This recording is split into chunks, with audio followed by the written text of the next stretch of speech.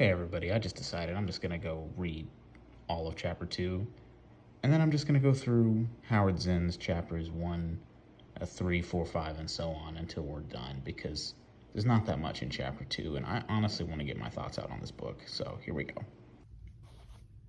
Picking up from where we left off yesterday, in the year 1610, a Catholic priest in the Americas named Father Sandoval wrote back to a church functionary in Europe to ask if the capture, transport, and enslavement of African blacks was legal by church doctrine.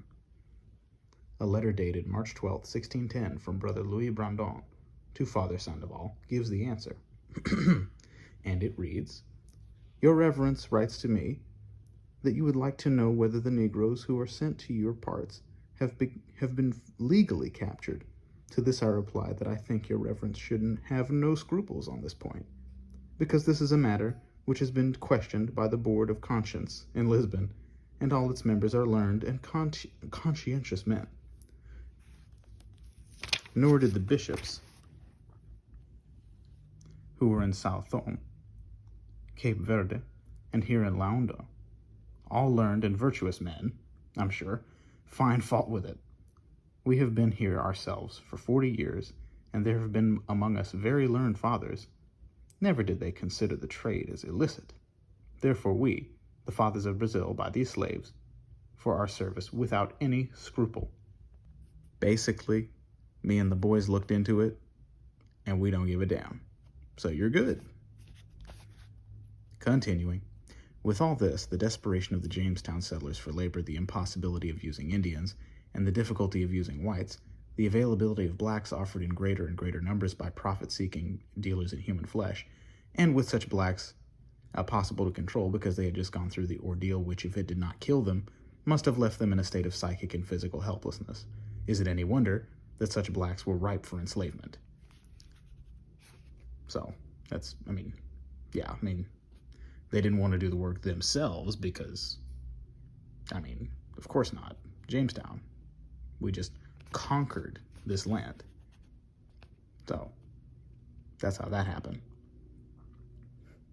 And under these conditions, even if some blacks might have been considered servants, would blacks be treated the same as white servants?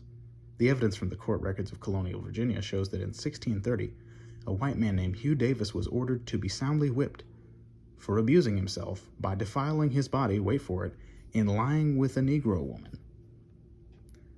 10 years later, 6 servants and a Negro of Mr. Reynolds started to run away, while the whites received lighter sentences. Emmanuel the Negro to receive 30 whips and to be burnt in the cheek with the letter R, and to work in shackle 1 year or more for his master shall see cause. Although slavery was not yet regularized or legalized in those first years, the lists of servants show blacks listed separately. A law passed in 1639 decreed that all persons except Negroes were to get arms and ammunition, probably to fight off Indians, when in 1640, 3 servants tried to run away. The 2 whites were punished with a lengthening of their service, but as the court put it, the third, being a Negro, named John Punch, shall serve his master or his assigns for the time of his natural life.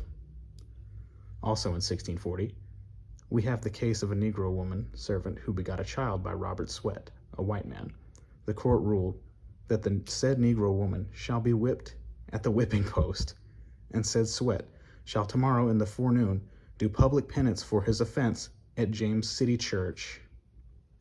This unequal treatment, this developing combination of contempt and oppression, feeling and action, which we call racism, was this the result of a natural antipathy of whites against black? The question is important, not just as a matter of historical accuracy, but because any emphasis on natural racism lightens the responsibility of the social system. Pick up on that tomorrow.